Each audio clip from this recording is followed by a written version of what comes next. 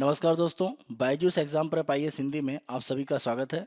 आज हम आपके सामने 17 जुलाई 2022 के दैनिक क्विज प्रस्तुत कर रहे हैं, जिसमें द हिंदू, इंडियन एक्सप्रेस तथा पीआईबी से संबंधित प्रमुख समाचारों के आधार पर प्रारंभिक परीक्षा के प्रश्न आपको दिए जाएंगे। साथ साथ विगत वर्षों में यूपीएससी के द्वारा प्रारंभिक परीक्षा में पूछे गए प्रश्न हम आपको अभ्यास के लिए देंगे और अंत में आज के तथ्य की हम चर्चा करेंगे।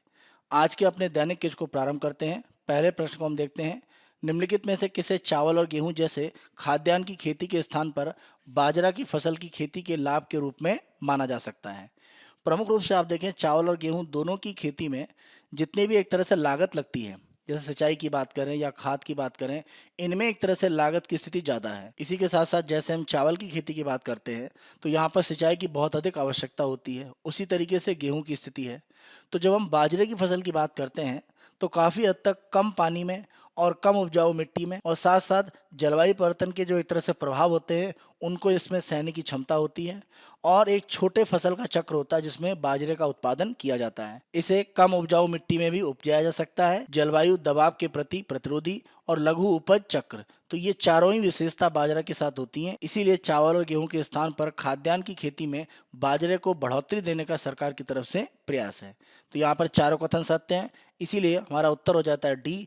1, 2, 3, 4 चारों सत्य हैं। यह प्रश्न हमने आपसे इसलिए पूछा है क्योंकि यहाँ पर कृषि मंत्री की तरफ से यह बात कही गई है कि सरकार के द्वारा किसानों की आमदनी को दोगुना करने के लिए अलग अलग प्रयास बढ़ाए जा रहे हैं और इसी क्रम में गेहूं और चावल के स्थान पर बाजरे जैसी फसलों के उत्पादन को बढ़ाने की प्रक्रियाएं बढ़ाई जा रही हैं। इसी संदर्भ में हमने यह प्रश्न आपसे पूछा है। दूसरा प्रश्न हम देखते हैं। निम्नलिखित कथनों में से कौन सा या कौन से सही हैं या हैं? पहला, यदि राष्ट्रपति की मृत्यु हो जाती है या इस्तीफा दे देता है या अन्यथा अक्षम हो जाता है और परिणाम स्वरूप राष्ट्रपति का पद रिक्त हो जाता है तो उपराष्ट्रपति अधिकतम 1 वर्ष की अवधि के लिए राष्ट्रपति के पद के रूप में कार्य करेगा। ध्यान रखें, यह अवधि अधिकतम 1 वर्ष नहीं है, यह अवधि एक तरह से 6 माह है। 6 माह के अंदर अंदर राष्ट्रपति के संदर्भ में जो भी चुनाव की प्रक्रियाएं हैं उनका पूरा होना आवश्यक है। इस आधार पर पहला कथन गलत है। दूसरा, यदि उपराष्ट्रपति राष्ट्रपति के कर्तव्यों का निर्वहन करने के लिए उपलब्ध नहीं है तो ऐसी स्थिति में राष्ट्रपति पद की जिम्मेदारी भारत के मुख्य न्यायाधीश पर आ जाती है। दूसरा कथन सत्य है। उपराष्ट्रपति के अनुपस्थित होने की स्थिति में राष्ट्रपति का जो कार्यभार है वह एक तरह से मुख्य न्यायाधीश के द्वारा देखा जाता है। तीसरा, एस राधाकृष्णन एकमात्र व्यक्ति हैं जो उपराष्ट्रपति और फिर बाद में भारत के राष्ट्रपति के पद पर रहे। यहाँ पर तीसरा कथन गलत है क्योंकि जब हम एस राधाकृष्णन की बात करते हैं तो वो जरूर पहले उपराष्ट्रपति थे जो आगे राष्ट्रपति भी बने, लेकिन इसके बाद अगर हम देखें तो जाकिर हुसैन वो भी उपराष्ट्रपति से राष्ट्रपति बने। वीपी गिरी, आर वेंकटरमन, शंकर दयाल शर्मा और के आर नारायणन, ये सभी उपराष्ट्रपति से आगे चलकर राष्ट्रपति के पद पर पहुंचे। इसीलिए तीसरा कथन भी गलत है, केवल दूसरा कथन सत्य है। इसीलिए हमारा उत्तर है बी, केवल 2 सत्य है। यह प्रश्न हमने आपसे इसलिए पूछा है क्योंकि उपराष्ट्रपति के चुनाव बिल्कुल नजदीक हैं और उसी के संदर्भ में पूरी जो प्रक्रियाएं हैं उनके बारे में आलेख में दिया गया है। अगले प्रश्न को हम देखते हैं। निम्नलिखित में से किसे क्वांटम कंप्यूटिंग का अनुप्रयोग माना जा सकता है? जब हम क्वांटम कंप्यूटिंग की बात करते हैं तो आर्टिफिशियल इंटेलिजेंस में इसका उपयोग होता है, मशीन लर्निंग में उपयोग हो सकता है, कंप्यूटेशनल केमिस्ट्री में, दवा डिज़ाइन और उसके विकास में, साइबर सुरक्षा और क्रिप्टोग्राफी में, साथ साथ मौसम का जो पूर्वानुमान है उसकी प्रक्रिया में भी अगर हम देखें तो क्वांटम कंप्यूटिंग का उपयोग किया जा सकता है। इस आधार पर आप देखें तो पांचों कथन सत्य हैं, इसीलिए हमारा उत्तर है सी। 1, 2, 3, 4 और 5 पांचों सत्य हैं। यह प्रश्न हमने आपसे इसलिए पूछा है क्योंकि भविष्य में जैसे जैसे क्वांटम कंप्यूटर्स आने की प्रक्रियाएं बढ़ेंगी, माना जा रहा है कि उनका उपयोग करके जो क्रिप्टोग्राफिक की होती हैं उनको एक तरह से तोड़ने की प्रक्रिया बढ़ सकती है। यानी हम कह सकते हैं कि जो ब्लॉकचेन टेक्नोलॉजी है उसको भी एक तरह से भेदने की क्षमता आ पाएगी। लेकिन यहाँ पर अगर हम संयुक्त राज्य अमेरिका में देखें तो national institute of standards and technology, उसके द्वारा आधिकारिक रूप में एक ऐसी क्रिप्टोग्राफिक तकनीक को मान्यता दी गई है जो किसी भी तरह के क्वांटम कंप्यूटर का जो हमला है उसको भी झेलने की क्षमता रखती है। तो इस आधार पर हमने क्वांटम कंप्यूटर के संदर्भ में आपसे प्रश्न पूछा है। आज के अगले प्रश्न को हम देखते हैं। निम्नलिखित स्थापत्य संबंधी विशेषताओं पर विचार कीजिए। ट्रेबेट यानी अनुप्रस्थ टोडा निर्माण शैली, चूना का उपयोग, सुलेखन कैलीग्राफी, परचिनकारी जिसको पैत्रादुरा भी कहा जाता है, अर्बस शैली। ये 5 अलग अलग आपकी स्थापत्य संबंधी विशेषताएं दी गई हैं। उपयुक्त में से कौन इंडो इस्लामिक स्थापत्य कला की विशेषताएं हैं? यहाँ पर अगर हम पहले की बात करें, अनप्रस्थ टोडा निर्माण या ट्रेबिएट, तो ये एक तरह से आप देखें 2 इस तरह के स्तंभ हैं और उनके ऊपर एक तरह से ये स्तंभ रखा हुआ है, तो ये एक तरह से ट्रेबिएट शैली कहलाती है। लेकिन यह प्रमुख रूप से अगर हम देखें तो इंडो इस्लामिक स्थापत्य कला का उदाहरण नहीं है या उसकी विशेषता नहीं मानी जाती है। इस आधार पर पहला गलत है। लेकिन अगर हम दूसरे, तीसरे, चौथे और पांचवें की बात करें, जैसे चूने का उपयोग, तो इंडो इस्लामिक जो स्थापत्य कला है वहीं पर अगर हम देखें तो चूना या मोर्टार का जो उपयोग है वो एक तरह से बड़े पैमाने पर किया गया, तो ये दूसरा कथन सत्य है। तीसरे, चौथे और पांचवें की अगर हम बात करें तो जब हम कैलीग्राफी की बात करते हैं तो ये प्रमुख रूप से कैलीग्राफी कहलाती है। जो भी अलग अलग शब्द विभिन्न भाषाओं में होते हैं उन्हें एक तरह से इमारतों पर उकेरा जाता है, इसको हम कैलीग्राफी कहते हैं। और इसमें एक तरह से आप देखें कलात्मक रूप से एक तरह से लेखन को किया जाता है। तो कैलीग्राफी प्रमुख रूप से एक मानी जाती है विशेषता इंडो इस्लामिक स्थापत्य कला की। इसी के साथ साथ अगर हम पैत्रोदुरा की बात करें तो पैत्रोदुरा का मतलब ये होता है कि अगर मान लीजिए कि ये मार्बल या संगमरमर है तो इसमें एक तरह से कुछ आकृतियां इस तरह से बनाना और उसमें अलग अलग रंग के जो पत्थर हैं वो एक तरह से लगाना। जैसे यहाँ पर अगर हम इस चित्र में देखें तो ये यहाँ पर कैलीग्राफी की गई है और ये अलग अलग कह सकते हैं रंग के जो पत्थर हैं वो संगमरमर में जगह को बनाकर उकेर कर लगाए गए हैं, तो ये प्रक्रिया पैत्रोदुरा कहलाती है। और जहाँ तक हम बात करें अंतिम अरबस की, तो अरबस शैली का मतलब ये रहता है कि प्रमुख रूप से एक लता के माध्यम से या एक कह सकते हैं डाली के माध्यम से अलग अलग कह सकते हैं लताएं निकलती हैं और वो सम्मिलित रूप में आपकी आकृति को बनाती हैं। तो यहाँ पर आप देखें जो इंडो इस्लामिक स्थापत्य कला है उसमें एक ही आप देखें शाखा के माध्यम से अलग अलग एक संबंधित जुड़ी हुई शाखाएं विकसित की जाती हैं, इसको हम अरबस शैली बोलते हैं।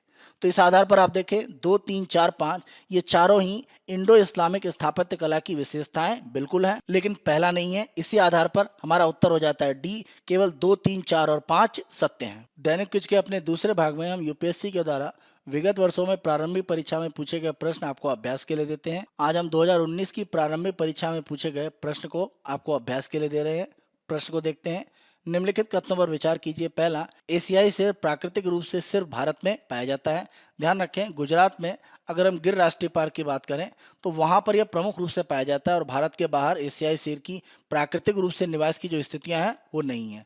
इस आधार पर पहला कथन सत्य है। दूसरा, 2 कुबड़ वाला ऊंट प्राकृतिक रूप से सिर्फ भारत में पाया जाता है। देखिए इस तरह के अगर हम 2 कुबड़ वाले ऊंट की बात करें तो भारत में लद्दाख में नुब्रा घाटी के क्षेत्रों में तो पाया जाता ही है, साथ साथ अगर हम देखें तो ये मंगोलिया के क्षेत्रों में भी पाया जाता है। यानी हम प्रमुख रूप से देखें तो इस तरह के जो ऊंट हैं उनको बैक्टीरिया ऊंट के नाम से भी जाना जाता है, तो इसीलिए केवल भारत में पाए जाते हैं, ये गलत है। एक सींग वाला गैंडा प्राकृतिक रूप से सिर्फ भारत में पाया जाता है। देखिए भारत में प्रमुख रूप से इसका निवास स्थान जरूर है, लेकिन इसके जो प्रमुख रूप से निवास हैं वो नेपाल के क्षेत्रों में भी हैं। इसका ज़्यादा शिकार करने के कारण भूटान और बांग्लादेश के क्षेत्रों में इसकी स्थिति कम हो गई है, लेकिन ये नेपाल के भागों में भी बड़े पैमाने पर पाए जाते हैं।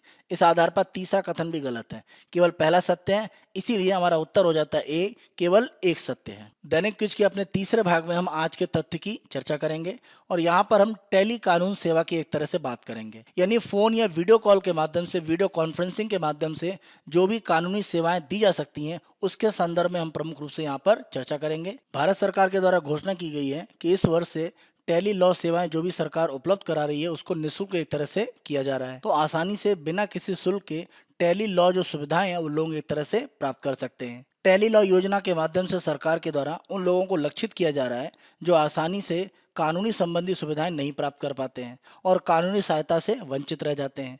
इसके लिए ग्रामीण क्षेत्र में जो भी 1 लाख कॉमन सर्विस सेंटर काम कर रहे हैं वहाँ पर जो भी एक तरह से टेलीफोन या वीडियो कॉन्फ्रेंसिंग की सुविधा है उसका उपयोग करके जो भी एक तरह से सरकार के द्वारा पैनल अधिवक्ता बनाए गए हैं उनसे कानूनी सहायता लोगों को उपलब्ध कराई जाएगी। इसके माध्यम से सरकार कानूनी सुविधाओं को सभी तक विस्तारित करने का काम करेगी। अगर हम इस पूरी प्रक्रिया को देखें तो मान लीजिए अगर कोई लाभार्थी है जो इस सुविधा का लाभ उठाना चाहता है तो वो चाहे टेली लॉ का जो मोबाइल ऐप है वहाँ से एक तरह से अपनी जो भी रिक्वेस्ट है या जो अपना आवेदन है वो कर सकता है, या एक तरह से जो कॉमन सर्विस सेंटर है वहाँ पर जाकर एक तरह से अपनी जो भी कानूनी सहायता की अपील है वो बता सकता है और एप्लीकेशन फॉर्म भर सकता है। इसके संदर्भ में आप देखें आपके मोबाइल पर एक SMS आएगा जिसके माध्यम से जो भी अधिवक्ता या जो भी पैनल अधिवक्ता आपकी कानूनी सहायता करने वाला है उसके संदर्भ में आपका एक अपॉइंटमेंट निश्चित हो जाएगा और आगे चलकर या तो आप कॉमन सर्विस सेंटर में जाकर सीधे वहाँ पर वीडियो कॉन्फ्रेंसिंग से बात कर सकते हैं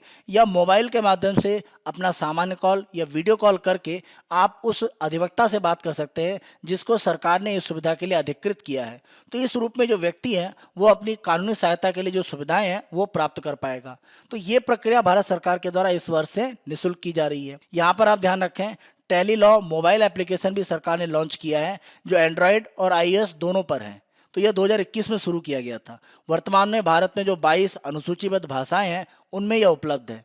उसका लाभ उठाकर आप टेली कानून संबंधी जो सुविधाएं हैं उनका लाभ ले सकते हैं। सरकार के आंकड़े कह रहे हैं कि डिजिटल क्रांति के कारण टेली लॉ सेवा का जो लाभ है, अगर हम 5 वर्षों में देखें तो लगभग 20 लाख लोगों ने इसका लाभ उठाया है। आंकड़े आप देख सकते हैं, 2017-18 में केवल 12,000 से अधिक लोगों के द्वारा इसका लाभ उठाया गया। लेकिन यही आंकड़ा अगर हम 2022-23 के लिए देखें तो 31 मई 2022 तक का जो आंकड़ा है वहां पर 1 लाख की एक तरह से जो स्थिति है वो बन रही है। सम्मिलित रूप में आप देखें तो 20 लाख लोगों के द्वारा इस योजना के माध्यम से एक तरह से लाभ प्राप्त किया गया है। भारत सरकार के विधि और न्याय मंत्रालय का जो न्याय विभाग है उसने राष्ट्रीय विधिक सेवा प्राधिकरण यानी नालसा के साथ में कानूनी सेवाओं के एकीकृत करने के लिए एक समझौता ज्ञापन यानी मेमोरेंडम ऑफ अंडरस्टैंडिंग एमओयू को हस्ताक्षर किया है। इस समझौता ज्ञापन के माध्यम से नालसा प्रत्येक जिले में विशेष रूप से टेली लॉ कार्यक्रम के लिए 700 अधिवक्ताओं की जो सेवा है वो प्रदान करेगी। इसी के साथ साथ इसमें जो अधिवक्ता शामिल होंगे वो रेफरल अधिवक्ता के रूप में भी कार्य कर पाएंगे और मुकदमेबाजी से पहले के चरण में विवाद से बचने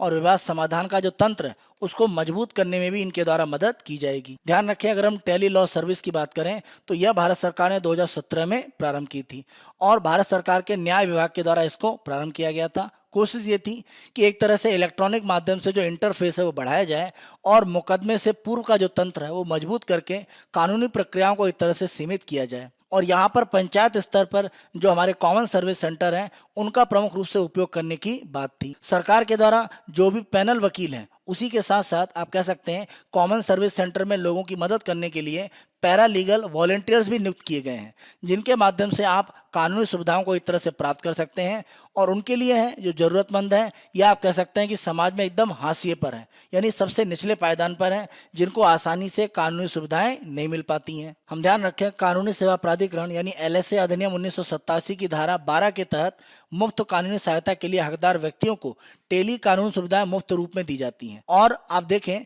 अगर हम सामान्य व्यक्तियों की बात करें तो 30 रुपए प्रति सलाह के आधार पर वो भी एक तरह से सुविधा ले सकते हैं। लेकिन भारत सरकार इसे कह रही है कि इस वर्ष से इसको पूरी तरह से निःशुल्क कर दिया जाएगा। यह हमारा 17 जुलाई 2022 का दैनिक क्विज है। आने वाले दिनों में अन्य दिनों के दैनिक क्विज हम आपको इसी तरह से उपलब्ध कराते रहेंगे। Byju's exam prep IAS Hindi को आप बहुत अधिक पसंद कर रहे हैं। अधिक से अधिक संख्या में लाइक, शेयर और सब्सक्राइब करना ना भूलें। धन्यवाद।